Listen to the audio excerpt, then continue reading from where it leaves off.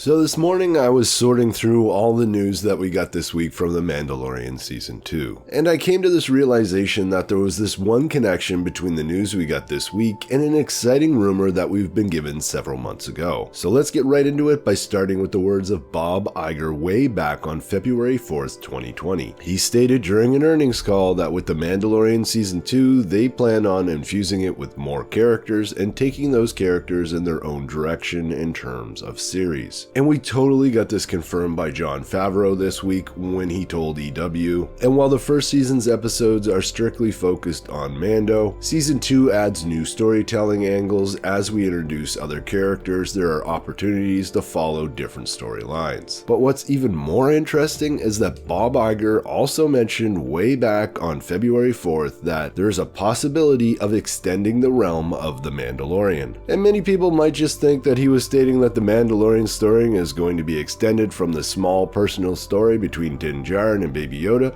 to something larger. But this idea of extending the realm of The Mandalorian, well, that lines up very well with a rumor from LRM Online. Remember, a few months ago, they stated in an article, according to my source at Lucasfilm, the plan is to create a universe where all the shows will be connected with a central storyline. One big inspiration was the popular Game of Thrones series. I know it's a weird comparison, but let me explain. Instead of making one epic Game of Thrones show, it would be like if each family had their own show with a central storyline that spills over into others. And now this rumor didn't get a lot of support or coverage, but with Favreau's recent remarks, it seems like it could be far more plausible. Remember, he stated to EW that the world was really captivated by Game of Thrones and how that evolved as the characters followed different storylines. That's very appealing to me as an audience member. So again, we had Bob Iger himself saying that they may extend the realm of The Mandalorian. We have a rumor from LRM that there's going to be this Game of Thrones type series of shows on Disney+.